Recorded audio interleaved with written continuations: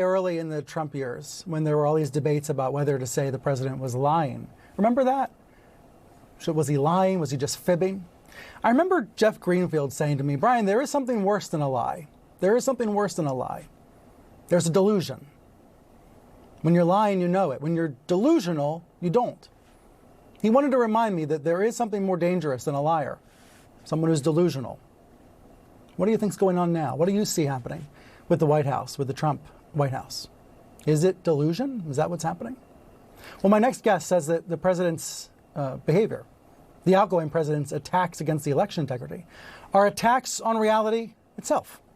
Jonathan Rauch wrote this back in 2018. He was early on to this. He called it the Constitution of Knowledge. He's now turning it into a book, and he joins me now. He's a senior fellow at the Brookings Institution and a contributor for The Atlantic. Jonathan, delusion. I've always been I've always been sensitive about using that word, cautious about using that word in the Trump years, not wanting to assume I know what's going on in the president's head. What do you see? What do you see? Is delusion a fair word for these election lies?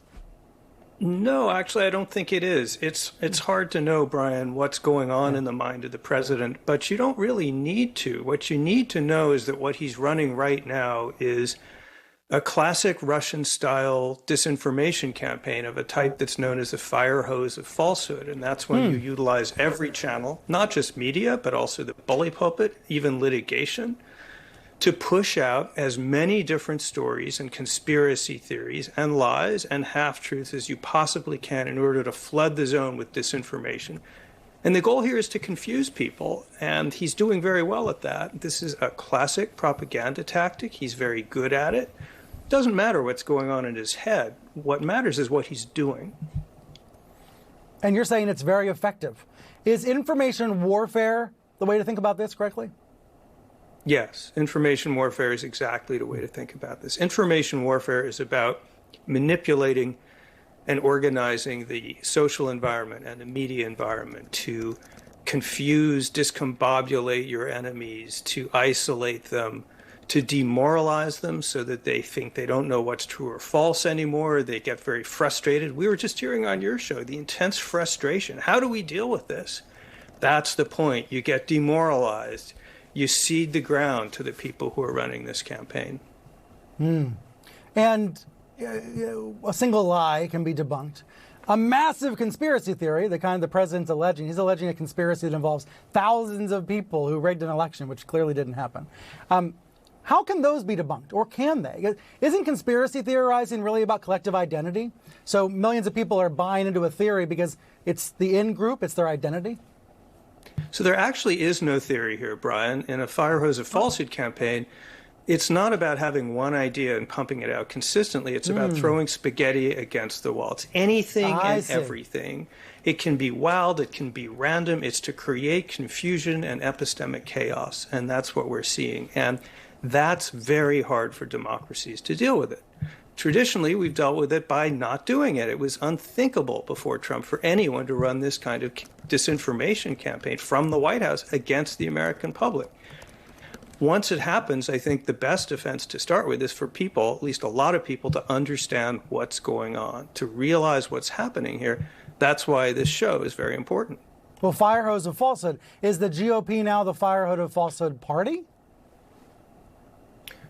I don't know about party. We'll see. Trump's going to be out of office. He's going to continue using these tactics. A lot of Republicans, I think, have realized these tactics are effective and can work, and that the electoral penalty for them is small to non-existent. So now we've got a group in American politics, there are certainly more of them on the Republican side than the Democratic side, that have figured out that disinformation and confusion can be effective in politics.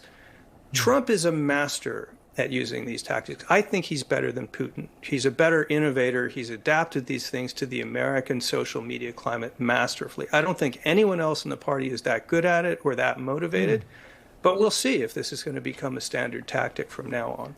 And zooming out even more widely, this idea that reality itself is under attack. Tell us about the funnel that, traditionally knowledge is gained and knowledge is obtained and knowledge is shared, and how that seems to be under attack. So every society has what you might think of as an epistemic constitution, which is a way people in that community try to figure out what's true and what's false, come to some sort of public agreement about that, and settle their disagreements of opinion. And a lot of societies, that's just authoritarian. It can be a book, the Bible, it can be a preacher. Our society is different because it has this elaborate system of social institutions and networks, science, journalism, law, intelligence community, medicine, much more, that are all sorting through this massive outflow of hypotheses, most of them wrong, ideas, and sorting them out and figuring out through criticism which ones are the right ones. That's the funnel. You take massive amounts of free speech, you pour it in there, and only a few precious ideas come out, the ones that meet the test. That depends on having systems in place that can do that work, professional systems, places like the National Institutes of Health, for example, Tony Fauci, people like that. What disinformation tries to do is discredit all of those institutions. So it's trying to take out the funnel and just open the world to a flood of disinformation. Right, where anything could be true, or anything could be true, false, could be false. Who's to say? Who even knows if there is such a thing as truth? Ultimately, when this kind of disinformation works, it makes us all confused about whether there even is truth. Can the Biden years restore any of this normalcy, or are we too far gone, Jonathan? I don't know, Brian. We'll see.